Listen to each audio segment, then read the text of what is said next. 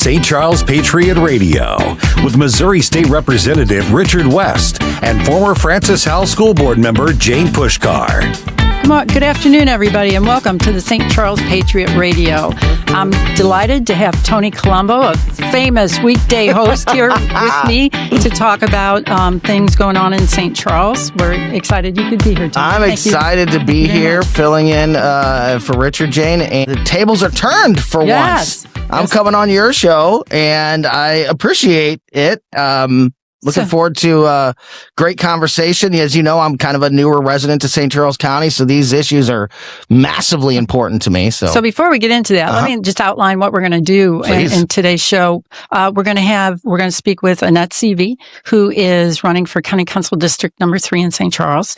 And then after that, we're going to have the opportunity to talk to Mr. Jeff Allen and discuss a new law that was passed in O'Fallon, and I promise you will want to stick around for that. Yes. But anyway, getting back to you, Tony. Jeff Allen's been in O'Fallon since it was like a farmer's field. Since the cows were there.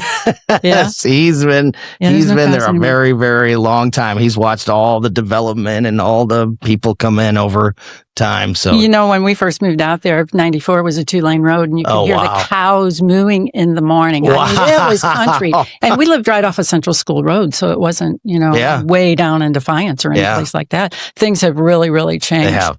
Yeah. So let's talk about what fun things you like to do in St. Charles. I wanted to get to this a couple weeks ago and never did. The great thing about St. Charles is we do have great restaurants. We do have fun things to do. How do you spend your weekend?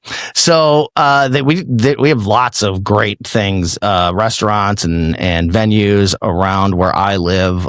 So I live in St. Peter's, kind of close to Cottleville. There's great venues, like Frankie Martin's, where we just had our station birthday party this past week. What fun that was! Yeah, so we've got great venues like that, and it's just and I know we'll probably get into more of these details as we go through the show here. But as you know from our conversations, Jane, both on and off the air in the past, I was born and raised in North County and St. Louis County and Florissant, Hazelwood area. I lived there my whole life. My dad grew up in the Spanish Lake area, and we've just been in that part of St. Louis for decades, and St. Louis County and our area there in North County it just became not the family friendly positive place to raise a family anymore. And that's why we came to St. Charles County, and to have the great venues and restaurants and family, friendly things that are all over the place that we can take advantage of has definitely been one of the big reasons that we moved, and definitely been one of the big positives that there's a lot of things you can do out in St. Charles too, which you can't do in St. Louis County. Well, at least I don't think you can. We have an outside gun range where you can go exert your Second Amendment. There's other fun things that they don't have in St. Louis County, and that is Main Street. I know you've been there. Oh yeah, we love Main Street. We love Main Street. You have not lived until you have smelled Grandma's cookies as you're walking down Main Street. And then you haven't lived unless you've stopped at Kilwin's to get ice cream after that. I mean, it's just a fantastic place to be. It is. And that's not the only place. I mean, we've also got streets of St. Charles, like I think it's Beale Street or whatever. Tons more restaurants, Napoli's, all kinds of good stuff there. A really good pizza place. I don't even know if the one place is still there. Mission Taco was really a cool place. So, what else is awesome is the Recplex. Oh yeah, I go there every once in a while. My kids have have taken swimming lessons there, and my son's played baseball through the city. And the Recplex has got baseball fields there as well. Just another awesome, amenity for the residents. Yeah, that is but you have to live in St. Peter's in order not to pay an extra amount of money.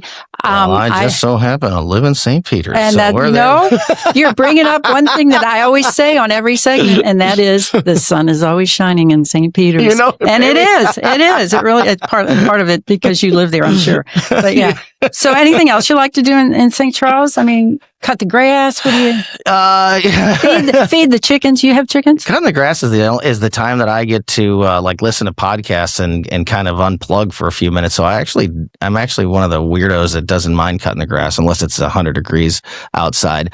But no, they're we're big outdoors people, and anybody that's listened to me for a while knows that. I love the great outdoors. I love to fish. I love to, be outside in the woods and kind of get, away. And that's another thing, especially in the St. Peters area. There's parks everywhere, and there's trails that, you can walking trails. My son has, we just got electric scooters. We can go down these trails that go back, and, there's all kinds of little lakes and ponds and just just really cool, kind of like that adventurous, trip for a 9-year-old boy, to go on with his dad. And it's right there. We don't have to drive anywhere to get to that kind of place. Exactly. So Years ago, we love that. Years ago, we lived in Park Charles, and there's a lake in there. And you could actually go fishing in the lake. In fact, I was doing some door knocking there a few weeks ago, and that lake is still there. And there was a kid there with a fishing pole. And I thought, awesome. How awesome. You don't find that too many other places. Yeah, no. I think the nice thing about St. Charles, it's retained some of its small town existence, but also has the big town amenities. Yeah, that's a really good way to put it, actually. Restaurants I agree with that. Oh, movie houses. I kind of like Marcus Theater once in a while to go see something if they're playing anything that's worthwhile watching, which isn't all that often anymore. But yeah, so it sounds like we have a really good place to live, and I intend to stay there. How long you been out there? Couple 3 years? Yeah, it's been, I think, just over 3 years now, between 3 and 4 years now, and I still feel like I'm learning a lot about the area. But we have, every day, we are reminded that we made the right decision. But the important thing, and I know this will be part of our conversation with our guest that's coming up in the next segment, Annette Sieve, who's running for council. The important thing now is to keep it that way. Exactly. Less government is better government. Yeah, I don't want the problems that we fought against and ultimately had to get away from in St. Louis County to follow us. Great segue. To St. Charles County. My wheelhouse is the school board. Yeah. And so there's been some challenges. We really do. But that also comes with some challenges. And a lot of the challenges are the decisions made by the administration, or I'll call them the government. So one of the decisions that they've made is to put 2 propositions on the November ballot, because as you know, thank you, Nick Schroer, passed the law that they had to move all tax levies or whatever to November. Money doesn't solve all of your problems. True. You can't spend your way out of bad policy or bad financial decisions, or mistakes like that. There's so my important local issues on the ballot, and it's so important to be educated on these issues before you make your decision at the ballot box. So where that money is being spent and knowing and understanding the issues is the most important thing. Another great segue about why you should listen to St. Charles Patriot Radio, because we are having the candidates on, and we are in full-blown discussion. Nothing's off the table as far as what you can ask these people. Yeah. So I think that's very important in governance of our county government. Yeah. Quick personal plug here. I talked to Jason Law, who is one of the candidates running for St. Charles County Executive, on my daily show, my weekday show, Colombo and Company, this past Thursday afternoon. You can go check out that conversation on our podcast, and you can just go to the station website, newstalkstl.com, and you can go to my show page and get the podcast right there if you want to hear that conversation. But we addressed all these issues that we're talking about right now that are facing St. Charles County with Jason. I'm really proud of News Talk for all the interest that they've taken in St. Charles County and all the things that they're doing right now, including the debate that we had a few weeks ago. That was a huge hit. And the turnout showed you, Jane, how important these issues are to the voters. Yes. To the people. That was we broadcast that debate live on the radio, so you didn't have to be there to listen to it, and still hundreds of people showed up at Lindenwood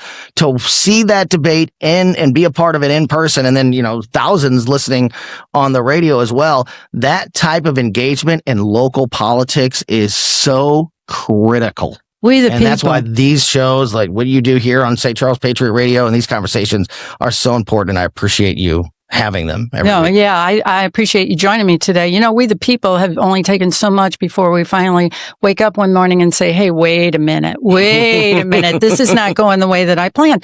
And I understand people, like yourself, who have a job and have children and have a home to take care of, and in-laws and family that are all very, very important. But at the same time, just a few minutes a week to understand what is going on, because it affects you on a daily basis. Especially when you're headed to the ballot box. Exactly. You need to know these candidates. You need to know these issues. You need to know what you're voting on. You need to know what your county council people are up to.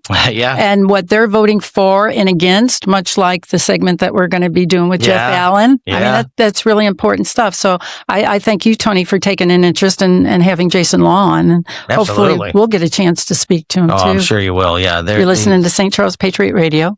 Yeah, absolutely. And keep listening. Yeah, keep it here, because we're going to talk to Annette Sieve, one of the people running for council out there in St. Charles County, and then Jeff Allen a little bit later on. I'm Tony Colombo, filling in for Richard West this week, here with Jane Puszkar on St. Charles Patriot Radio on 101.9 and 94.1 News Talk STL. St. Charles Patriot Radio with Missouri State Representative Richard West and former Francis Howell School Board member Jane Puszkar. Hi, welcome back to St. Charles Patriot Radio. We're really happy that you could join us. As we promised in the last segment, we are being joined by Annette Sieve, who is running for St. Charles County Council, District Number 3. She's been in St. Charles County, lived there for 38 years. She's married to her husband, Jim, who's a retired Army Lieutenant Colonel. They have 2 married daughters and 5 grandchildren. Good heavens. You're prolific. She is a retired science teacher from Francis Howell School District. Annette's also a small business owner, sits on her HOA board, and is a committee woman for the Republican Central Committee. She's also a candidate, like I said, for County Council number 3. So Annette, tell us a little bit about yourself, or tell us the values, more like the values that you ascribe to. I am conservative. I'm Christian. I have served the community in St. Charles for a long time, and I want to continue doing that. Annette, Tony Colombo here. Thank you for coming in. It's great to meet you, and it's great to, as I mentioned in the first segment, I am fairly new to St. Charles County. I was born and raised in North County, and like so many people, many of my friends before me and people that I know, left St. Louis County for, a better opportunity. We've got kids in the Francis Howell School District and all of those things.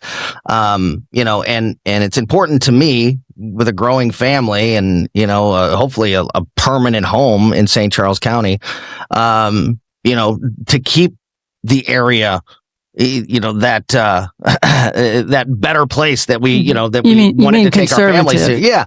Well, and so as a longtime resident to a fairly new resident, in your time working in and being a part of, St. Charles County, are you worried about the path we're on, the future of the county? Are things still strong? Elections like this, the most important thing that voters and citizens need to be participating in to keep our community the way that we want it. What do you think about the future of St. Charles County? So St. Charles County is actually a really, really good place to live. What I have found is that the St. Charles government keeps growing, and wages are not growing as fast. And we also have an older population and a younger population that would like to come to St. Charles County. And my my retired friends are telling me eventually I'm going to be priced out of my house and I'm going to have to move. I'm either going to have to move to an apartment or a retirement center, but they would like to stay in their homes. And younger families say, I can't afford to buy a house. The average price, I think, is like $450,000 for a house. Now, yeah. I'm grateful I bought my house 30 years ago. Well, it's like I said, as somebody who just recently moved in, to your point, luckily we're at a stage in life where, we're not starting out our family. We weren't looking for our starter home. But if we were, like, that's not even really an option. Like, the old $125,000, $150,000 starter home that we all had, it just isn't there anymore. It's a really great point. Yeah. So that one of the reasons I'm running is because I do want to keep St. Charles County a really good place to live overall, but the spending's got to stop. Yeah. That's a great point, and that really, truly is. You mean bigger government's a bad thing? Oh, you must be conservative, Tony. Yeah, you're listening to St. Charles Patriot Radio. But Annette, I have another question for you. I know bigger, lesser government is something that you propose. Is there any other issue that's important to you that you'd like to see addressed by the county council in the time when you get elected? So there are a few issues. The biggest one that I hear about from constituents that I actually get phone calls for already, and I'm not even on the council, is infrastructure. Is because St. Charles County is growing so much, what is already there is not really being taken care of.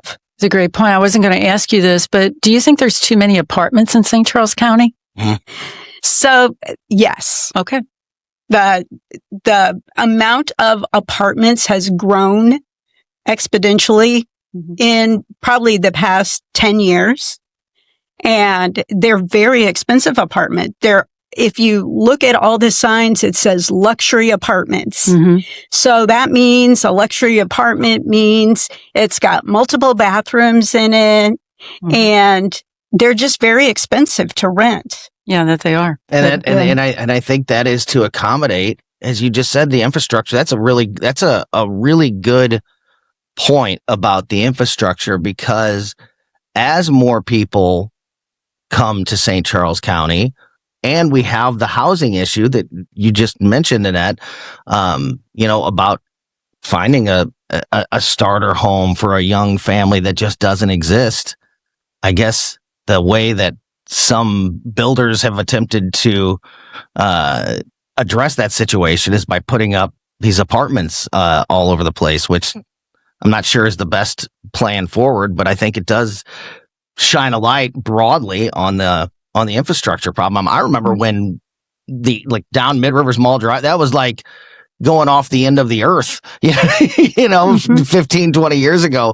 Now it's just there's so much business and housing, and it's extremely crowded, but it's the same roads. Right. 94 used to be a 2-lane road. Yeah. Annette, another issue that's really important to people is, as you mentioned, big government. And along those same lines, what would you vote for or against? Let's say another pandemic comes along. What would be your role on the county council? During the last pandemic, I was in that county council room every single meeting,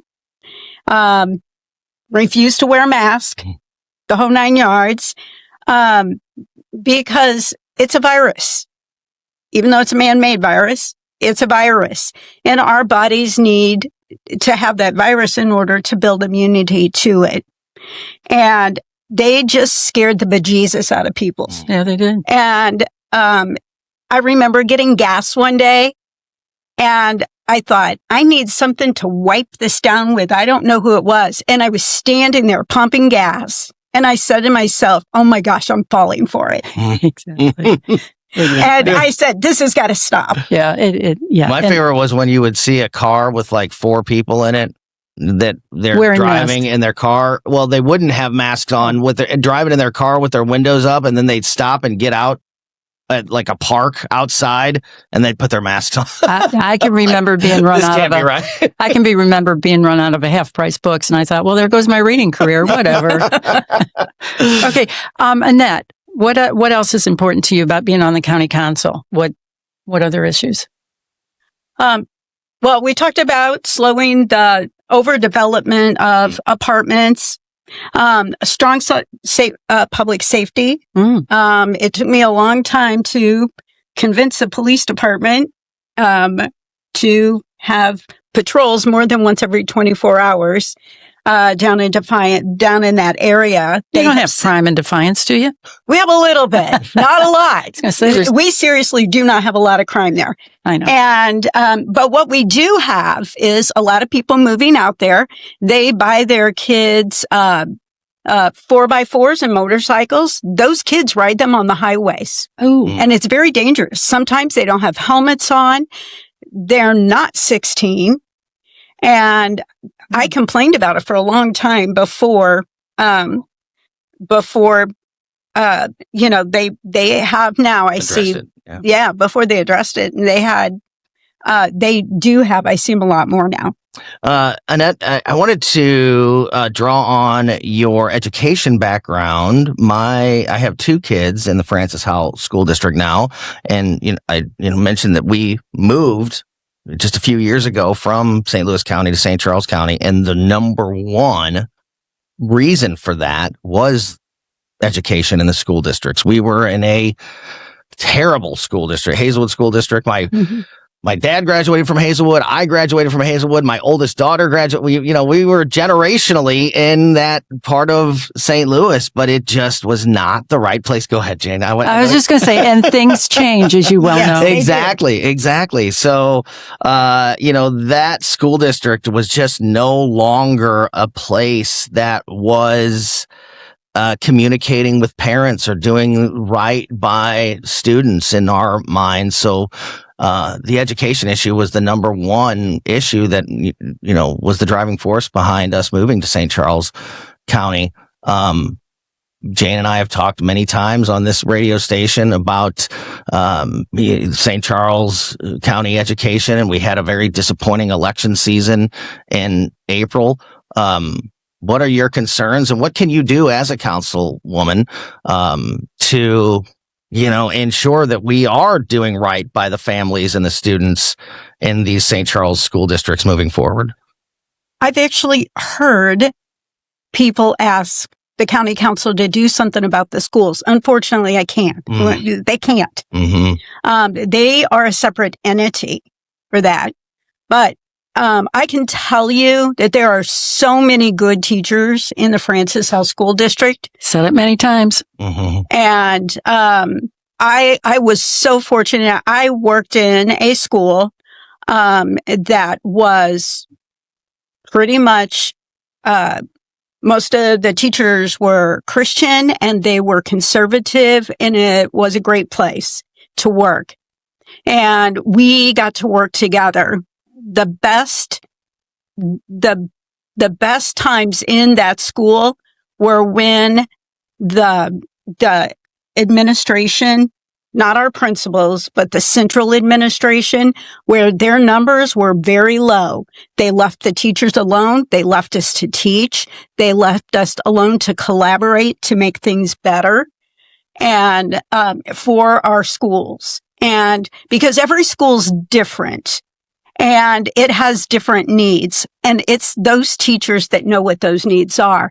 And that's what they need to do, is those teachers need to be together to figure out what's best for their schools. Yeah. And to keep talking about the issues, even if the council can't technically, officially do something about it, we can continue to make noise and make our opinions heard, certainly as community members and parents and students. That's entirely true. I'd like to pivot in the time that we have remaining and just ask you another question, focusing on you, which is what I think we should do when you're here. And that is, how do you think as being a trustee on your HOA has prepared you for a larger public service? So this is my second time on an HOA. I was on the HOA in the first subdivision I lived in. And that is a thankless job. It is. And so I've been on this HOA for 21 years. It's been a really, really good experience for me. It gave me experience in dealing with the budgets, with the infrastructure, because we take care of our roads in our subdivision because it's a private subdivision.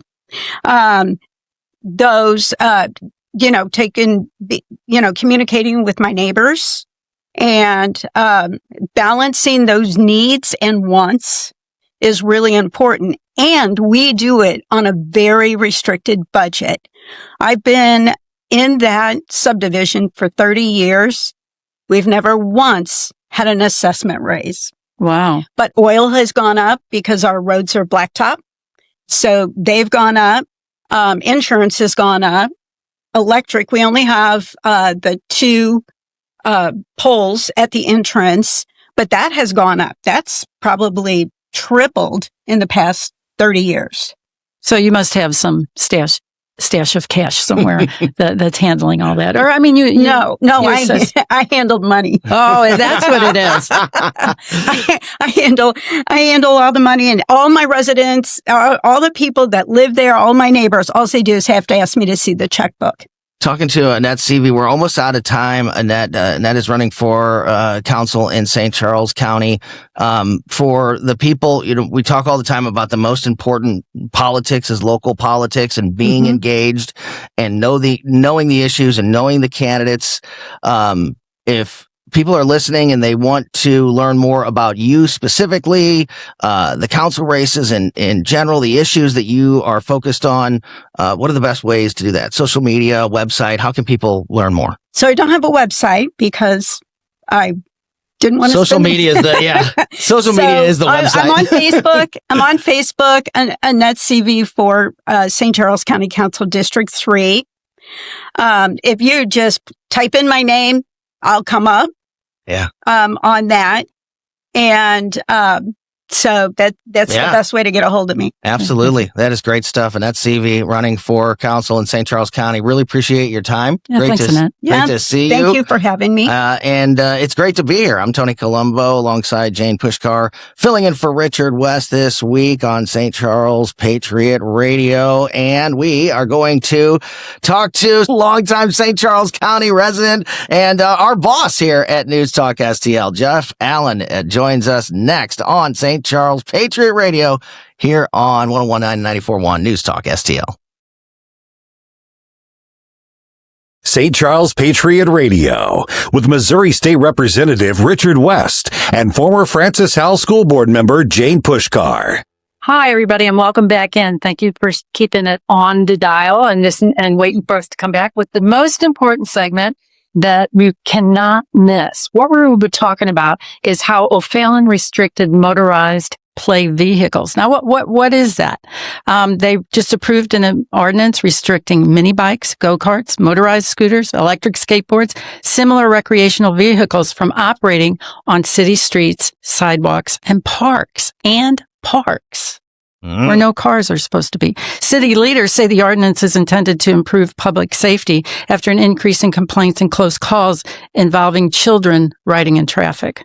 Now, whether you agree with the ordinance or you disagree, it raises some important questions about public safety, personal responsibility, and where local government should draw the line when creating new regulations and legislation. So, Tony, I understand you have a dog in the fight because you live in O'Fallon. I don't necessarily, but give us your viewpoint on this thing. In St. Peter's, land of the free, as you mentioned earlier, Jane, it's not there yet, but this is a really important issue for everybody in St. Charles, across the entire area, because we've all seen the the explosion of these electric scooters and electric bikes and all of these things all over the place.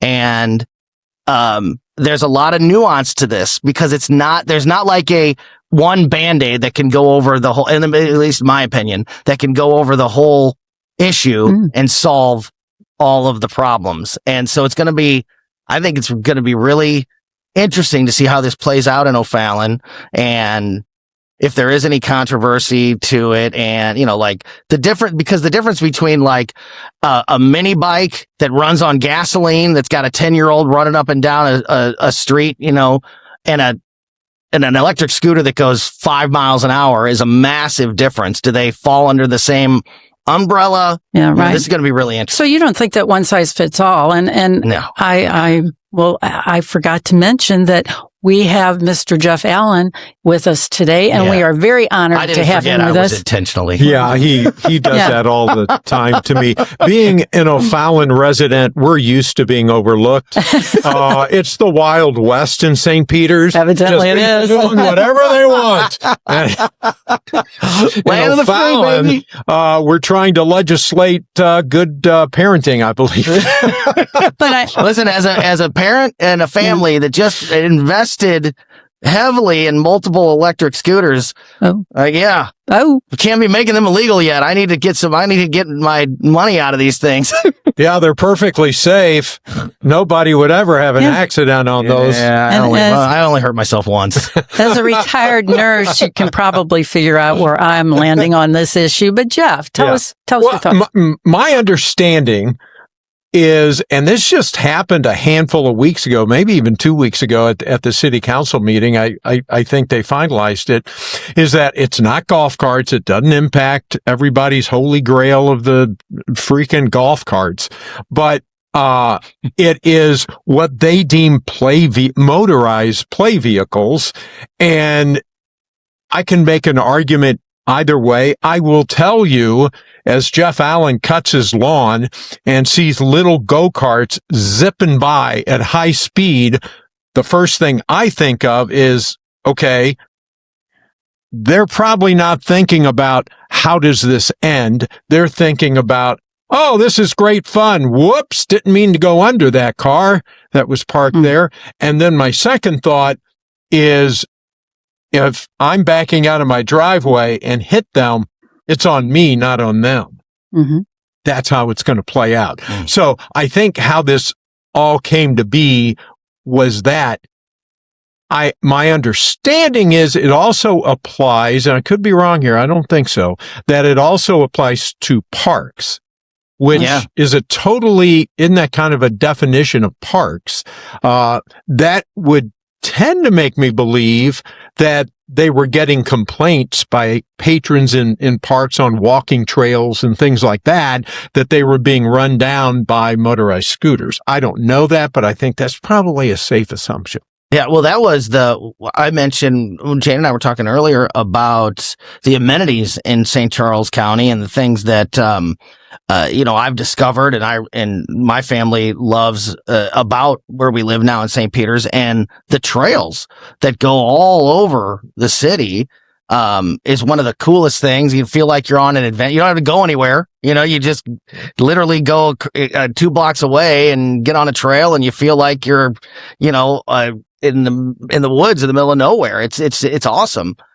And that's the best place for us to take our electric scooters. Right. If they were to take that away from us in St. Peter's, I would be upset. It's like, wait a minute, this is the best use for these things. That's why I think there's so much nuance to this issue that needs to be James, your younger son is 8, 9? 9. Would you allow him to get on a go-kart that does 20 or 30 miles an hour, that's 4 inches off the ground and zip through the... No, absolutely not. See? Yeah. We're trying to legislate good parenting, I think, at the end of the day, right? Yeah. And there's a big difference between his, kid level electric scooter that goes 8 miles an hour, and he's, wearing a helmet and knee pads when he's driving it, than a gas powered mini bike or some kind of dune buggy. And I say that because I literally have somebody in my neighborhood has what I can only describe as a dune buggy. Yeah. And sometimes not only is that zipping through the neighborhood, but I've seen like the kids like tie a rope to the back of it and being pulled on a bike or a skateboard. No, that's safe. Yeah, that's real safe. That's a big problem. So yeah, there's a big difference between these vehicles and, the safety aspect and where I think the legislation should come in. You're listening to St. Charles Patriot Radio, and I'm joined here with Tony Colombo and Jeff Allen. We're having a discussion about the motorized vehicles that were just outlawed in O'Fallon. The question that I have, O'Fallon did it. What do you think the chances are that St. Charles County, St. Charles City, Wentzville, you think this is going to grow legs, or do you think that this is going to be a one-off? My guess is that St. Peter's and the rest of the cities, municipalities in the county are going to watch social media and city council meetings very closely to see if it works. And then they'll determine, it worked, but it's just not worth it. Or it didn't work at all. They still have all the complaints of whatever those complaints were. So I think it is a test case. I do too. I think that's exactly right. I think that the neighboring cities are going to keep a close eye on how this develops and maybe try to take some of that feedback and possibly create their own laws on this, but maybe craft them in a different way depending on what they see happening in O'Fallon. And that's what we need to be doing, is watching over our government instead of our government watching over us. Yeah. And how about some personal accountability too? I appreciate a law, any law that's out there to try to keep people safe, keep a community safe. Right. But like Jeff said, using policy for parenting, how about just holding the parents to account and the people that have these vehicles, and if they do get hurt on them, it's not the city's fault. It's not your neighbor's fault. It's your fault for putting your kids on these dangerous vehicles. Are you expecting parents to parent? Really? Yeah. Oh my God. What a novel idea. Yeah. So for having personal responsibility over government overreach. Yeah. But the real concern, I think, and for every, at least I like to believe, for every law, for every piece of legislation, for every inspection that you have to have, there's a story, right? There's a reason that that's in place. I know that's not 100%, but let's go with that argument and say that there were a lot of complaints to the city council. The police were going on a lot of calls of injuries or whatever. I think that's a safe assumption.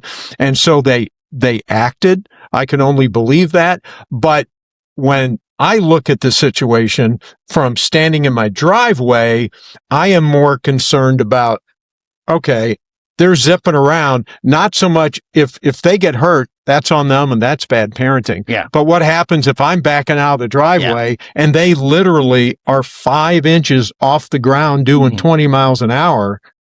It's going to be my fault. Yeah. Or what if they plow into another group of kids or somebody's mailbox, dog or pet, or mailbox property? Exactly. Yeah. Exactly. On the other hand, you think about kids and the pressure they put on each other. So you got a couple kids in the neighborhood that get these little scooters. Guess what's going to happen? The scooters are going to multiply. Oh, and they already have. It's the new thing. Oh, yeah. Okay. Electric scooters and electric bikes. Yeah. I'm starting to see them everywhere. Now, I'm not real sure. I don't think this affects e-bikes, but I don't know that. And there's another problem. It's a motorized. Right. Exactly. Right. Yeah. And like I said, look at that. The most experienced radio pro in the room. Business cannot stop. It's not nice to chide the boss. I'm just telling you that right straight up. But no, that's a great point. Is that there's a big, and I'm sure there are people wondering why. Well, wait a minute. If it's motorized vehicles, why don't golf carts count? And why aren't they part of this conversation? I think that's why you'll see so many neighboring municipalities monitor this. I think so. And try to, whittle it down to some more specific things, instead of kind of a blanket that this seems to be more of. But if enough people get upset about it and raise enough cane about it, there might be some recall of some city council people, or I think that's your only recourse is to recall your city council. You can't sue them. I mean, you can't, impeach them. Well, except something really bad. But at the same time, I mean, there might be some pushback to the city council people. We know some things happened down in, was it Festus, that they didn't like about an AI center. But the fact of the matter is, with people watching, you are going to get more activity. So overseeing what their government people are doing. Is that a bad thing? I don't know. I guess we'll find out. But on its core, it seems like a piece of legislation that unfortunately was probably needed because parents aren't doing their job, in my view. Sorry. Sorry. Yeah. And, I've had this conversation so many times over the years. In many cases, we don't need a new law or a new ordinance. We just need to uphold the laws on the books. And isn't there already a law about having a go-kart with a 5-year-old on it going 25 miles an hour up and down public roads? Like, I somebody like 12. I feel like that already exists. Like, there's, you don't have a driver's license exactly when you're 8 years old, so you can't be driving these things on public streets. Like, let's enforce the laws we that have. Are already there, and maybe that starts to clean up the problem and address the issue without having to pile on more legislation. I mean, it's the classic. There's probably 30 kids who are out doing it and are aware and are respectful, and then there's 2 kids that we see all the time zipping up and down the road that, and that's unfortunate. That's just how it is, right? Correct. But you're right. I'm not sure that we need a lot more ordinances or laws. We just need some common sense. Exactly. Yeah, exactly.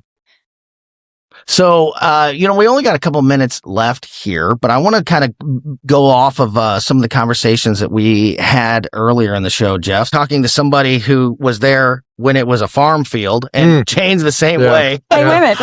I think he's talking about old people now. I think he is. I think he is. People who Let's not go there. In St. Charles County. We moved out there in 97 when I was 12. And Tony's doing the math. And my parents 97 might be right. My story is my parents drug me out there in 86. That's my story. When we moved out there in 97, we built the house specifically because we backed to woods, which are now condos. Yeah. Well, and so we were just talking with our last guest, Annette Sieve, who's running for council, about the issues that are facing St. Charles County right now. As a longtime resident, Jeff, we brought up infrastructure with all you just mentioned, all the population that's come in many cases, these are the same roads, the same schools, all of these things. Do you feel confident and positive about the future of St. Charles County, or are you confused, are concerned, I should say? I know you're confused. Are you concerned about, the issues that a lot of us, try to get our families away from by moving to St. Charles County from places like St. Louis County are now following us into St. Charles? Yeah, I think that's true. It's happening on both ends of O'Fallon, whether it's up with Highway P absolutely exploding with homes which used to not have any, or down on the, south end. We just keep extending the south end through annexation, it seems like. But it's growing exponentially. We used to invite a lot of people out to God's country, and now they've said, okay, here we come. And, it's getting to be a real problem. Whether it's when we moved out there in 97, you went to the high school. Now there's 4 high schools, right? Which of the 4 do you go to? And it's just booming, and infrastructure and really just day-to-day life struggling to keep up. I'd love to have you back, Jeff, and you too, Tony, to talk about when does a government decision become governmental overreach? I mean, that is basically what we're all dealing with on on a daily basis. Yeah. That's why this show and conversations like this are so important, because this is your chance to talk about these extremely important issues and have a voice and have some understanding, especially when you're headed to the ballot box, about the candidates and the issues, so you can make sure that you can do everything you can to keep your community on the right track and in the direction that you want it to be on. And that's why, there's no more important politics than local politics. Amen. And that's why I certainly appreciate you letting me come in and be a part of the show this week. My pleasure. Jane. It's great Thank to you, Jeff. Thanks thank you, for Tony. having me. Yeah, I'm And Tony Colombo in for Richard West this week. And thank you for listening to another edition of St. Charles Patriot Radio.